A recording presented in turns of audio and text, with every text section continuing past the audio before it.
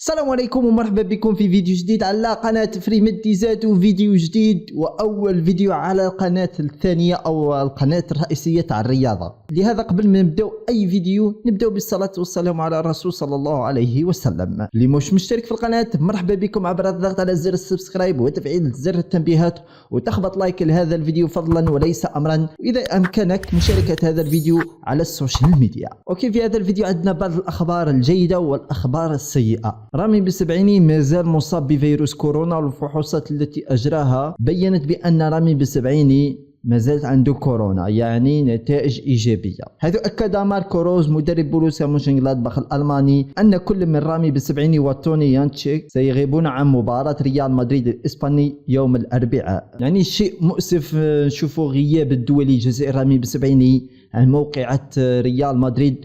ان شاء الله يتأهلوا بالرغم من غياب رامي بالسبعيني احد ركائز الفريق. ندعو له بالشفاء العاجل ولكل المسلمين، الله يشافيهم ويعافيهم.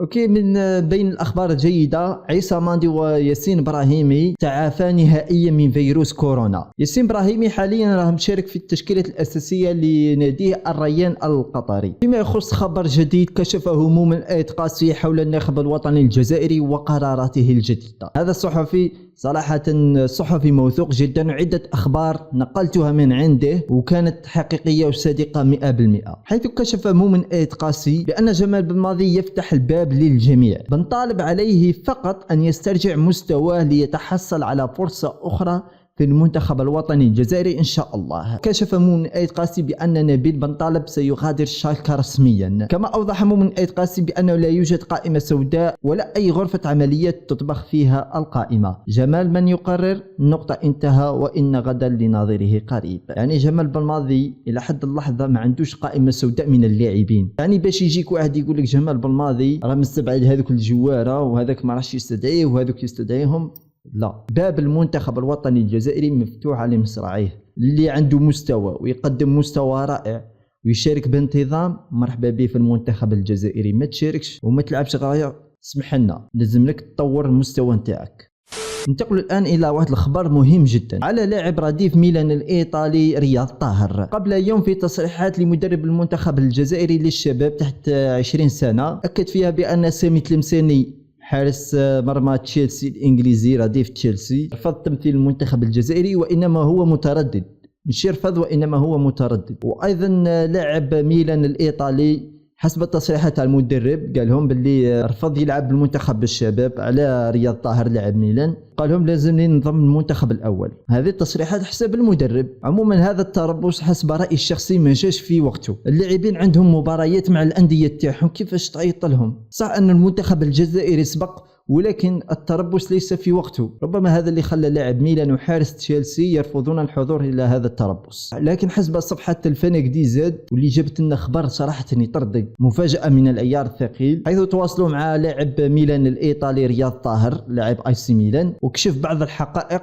وصراحه مفاجاه من العيار الثقيل. حيث كشف رياض طاهر بانه لم يتلقى اي استدعاء للمنتخب الوطني الجزائري للشباب. حيث قال رياض طاهر لهذه الصفحة بأنه لم يرفض منتخب الشباب، وقال بأنه لم يقل أريد اللعب مع المنتخب الأول. يعني هذه الحكاية ما قالهاش، وقال لهم ما تكلمتش مع مدرب المنتخب الجزائري، تكلمت مع شخص وقال بأن هذا الشخص نقل كلامي بشكل خاطئ. يعني اللاعب يصرح في واد وتصريحات المدرب في واد.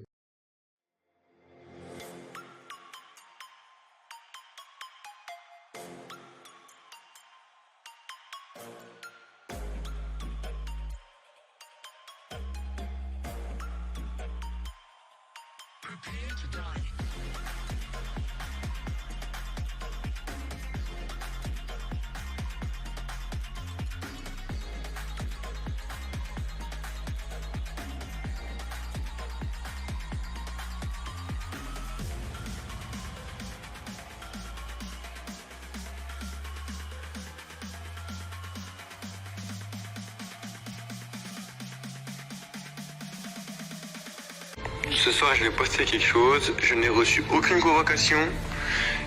Le coach de l'Algérie, écoutez bien le dialogue, écoutez bien ce qu'il a dit. Il n'a pas dit le mot refusé une fois. Ok?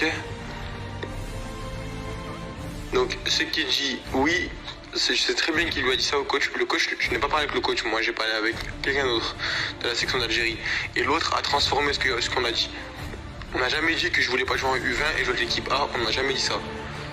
Et vous verrez sur Snap ce soir, je vais poster un truc sur Insta, sur mon Instagram. Ce soir je vais poster un truc. Soyez à l'affût, regardez mon Instagram. وصراحة أنا مانيش شغل متعاطف مع هذا اللاعب ولا متعاطف مع مدرب المنتخب الجزائري لأقل من 20 سنة، إنما هناك بعض الكواليس تجرى في منتخب الشباب. يعني ما نسبقوش الأحداث، لازم ننتظروا حتى أيام بالك جمال بالماضي يخرج لنا بتصريح حول هذه القضية. صراحة قضية لازمنا نتعقبوها، لازمنا نعرفوا الأصل نتاعها، كيفاش هذاك يصرحك وهذا يصرحك.